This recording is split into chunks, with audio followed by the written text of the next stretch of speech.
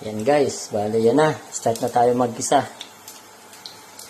First is onion guys.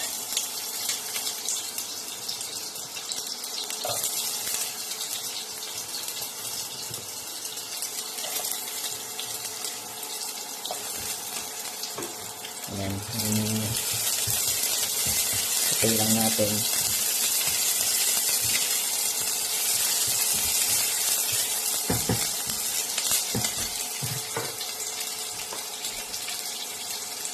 Ayan guys. Minsan guys, ginagawa ko, pinagsasabay-sabay ko na guys. Kasi ganun din naman Pero kung dadaanin sa isa-isahin. Ayan guys, naging natin yung garlic.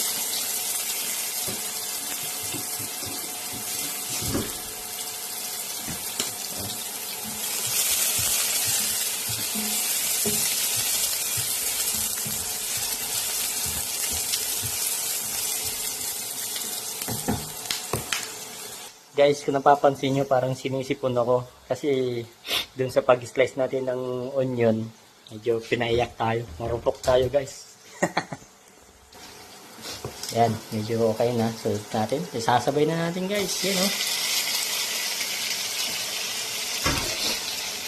kamatis and ginger guys. Hintay lang natin medyo siya ng konti.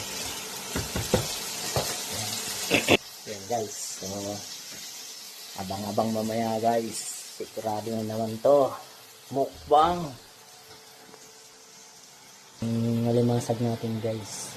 Ayan medyo kumukulo na natin.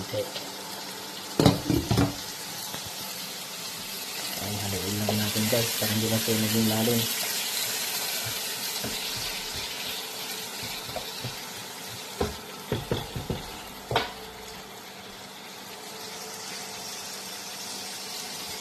Grabe talaga ang bango ng condiments pagka ginigisa.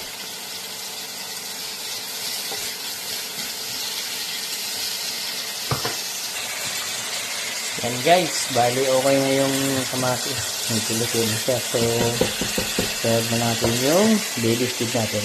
And also guys, yan pala. Kailangan natin ng so there's 1 soy sauce and vinegar for ating adobo.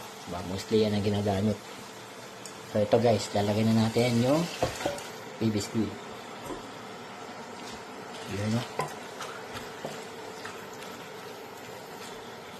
Haluin lang natin guys.